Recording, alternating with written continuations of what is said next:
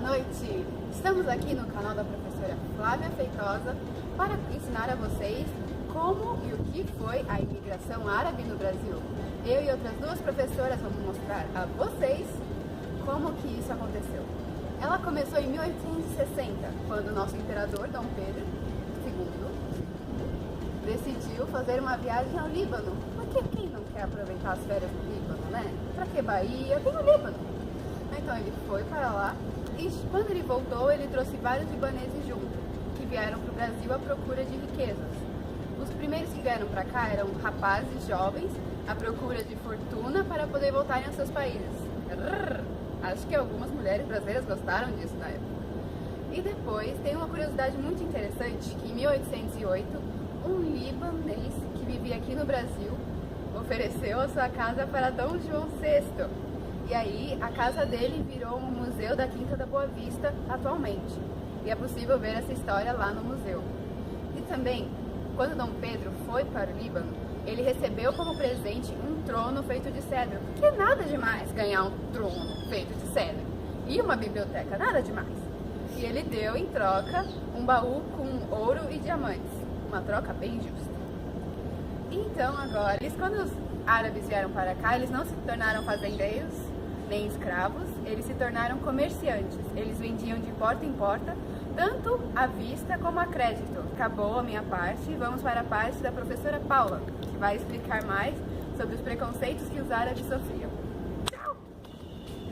Mas por que eles decidiram vir para o Brasil? Devido à perseguição religiosa e conflitos devido à expansão do Império Turco-Otomano, eles vieram para o Brasil e se abrigaram nas dependências da 25 de maio. Sempre mostrando sua cultura e tradição ao novo território, esses imigrantes sofreram certa banalização e preconceito devido à inserção deles na nossa cultura. O principal preconceito sofrido por eles era a banalização do termo os turcos. Isso porque em seus passaportes a nacionalidade era generalizada devido ao Império Turco-Otomano. Além disso, tentaram por diversas vezes passar por um processo de aceitação, já que esse grupo sofria grande discriminação desde suas culinárias até a dificuldade na nova língua. Alguém tem alguma pergunta? Eu. É por isso que veio aquela frase, eu não sou turco, eu sou sírio? Sim, porque como eles andavam sempre em grupos, a distinção entre as culturas, entre os sírios ou libaneses, por exemplo, acabavam sendo banalizados. Então, para os brasileiros, para os paulistas, todo mundo era turco, não tinha essa diferença entre países e culturas. Muito obrigada, professora. O tratado da época de 1918 até 1950, onde fim da Primeira Guerra Mundial, inicia-se a terceira onda de imigrantes árabes para o Brasil. Dos primeiros imigrantes libaneses e sírios aqui radicados, alguns já haviam falecido, porém deixaram inúmeros descendentes com famílias constituídas. Neste período, a imigração se volta mais para o sul, sabe? Ao maior desenvolvimento de economia, porque o sul, sabe? Aí já em 1914 já era considerável o número de fábricas pilotadas por sírios e libaneses. Só em São Paulo, o número delas chegava a 47, onde se fabricavam os mais diversos produtos. Muitos deles, aproveitando o grande surto industrial e comercial do momento, se ligam às fazendas de café e sua própria exportação. A crise de 1929 nos Estados Unidos e o contínuo processo do progresso da indústria nacional no Brasil, leva os ciclos libaneses e sírios para a criação e a dar início a novas indústrias e a abertura de novos estabelecimentos comerciais. É um novo ciclo econômico que se inaugura. Nesta fase, famílias inteiras chegam ao Brasil, porém continuam sem a proteção das leis, da imigração e do governo brasileiro. Sua descendência já se faz sentir nas escolas e a partir de 1932, especialmente no movimento constitucionalista em São Paulo, seus descendentes começam a se destacar nos cargos políticos e administrativos. No plano social, também já se sente uma mudança no comportamento de famílias árabes brasileiras. Diminui os números de jovens que voltam para a terra natal para se casarem com parentes ou conhecidos, pois que agora as famílias vêm inteiras para o Brasil, ou seja, eles fixaram no Brasil. O terceiro período termina com a Segunda Guerra Mundial. Depois de 1945, que foi quando acabou a Segunda Guerra Mundial, os árabes brasileiros consolidam sua posição de comerciantes industriais. Abrem-se, em decorrência, novas relações diplomáticas com o Brasil, o que dá novo alento à imigração e à economia, principalmente com as mudanças introduzidas às leis migratórias.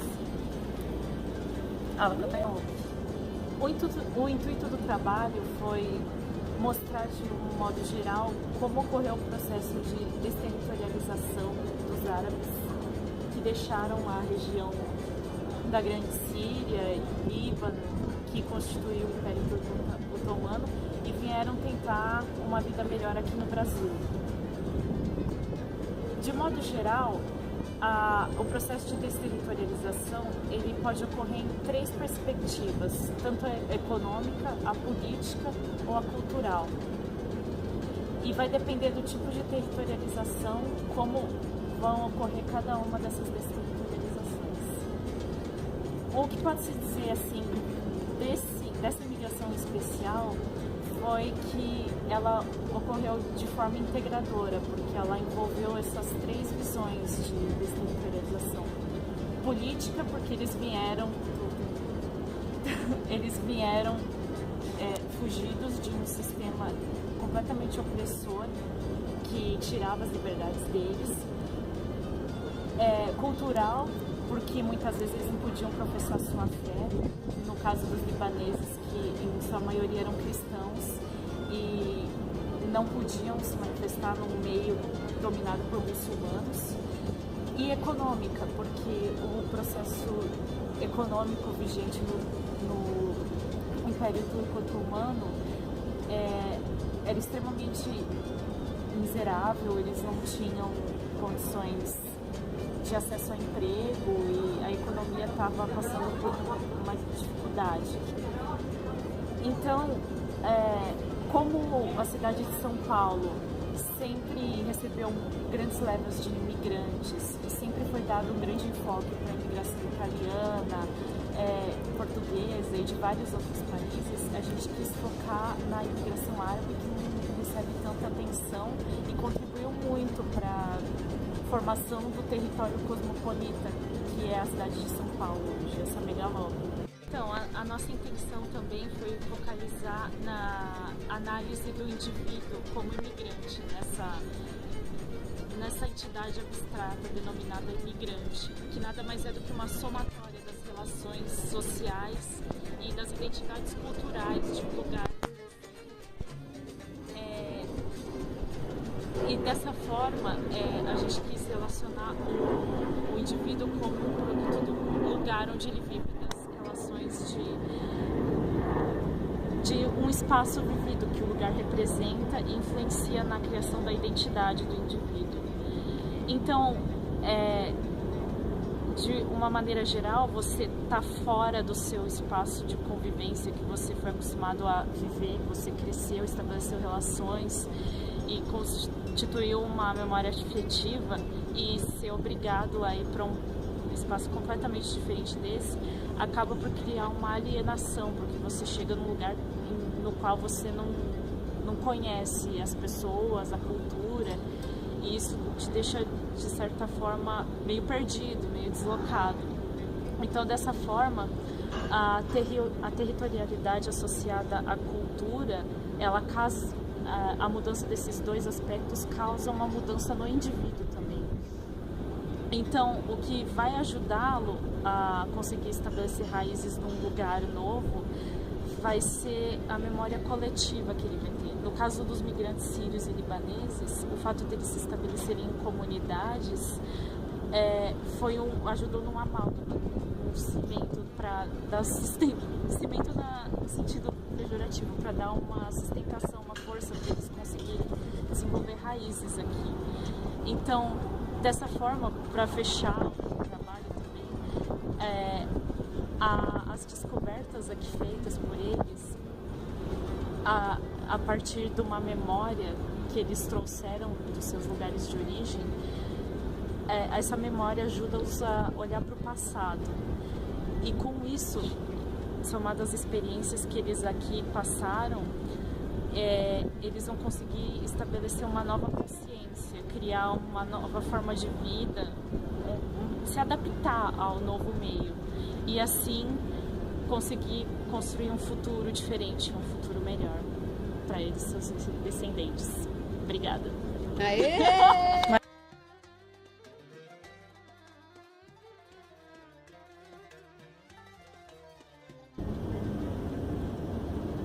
Arrumando a cola. Eu vou aparecer no vídeo aqui? Não, agora você vai. Oi. Tá gravando? Eu tô.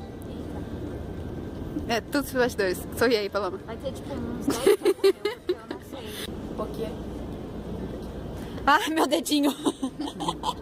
Eu tava apoiando a câmera nele. Que foi? Eu tava apoiando a câmera no dedinho. Então agora, eu não sei mais o que falar. Pera aí, voltou. entendi. Corta o vídeo aqui. O que tá acontecendo? Tá. Pronto. Então, Muito ruim ficar assim, gente, nessa situação. É muito ruim.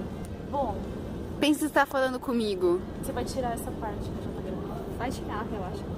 Eu vou começar a falar qualquer coisa assim pra começar. Desculpa, gente. Então, Pronto. calma.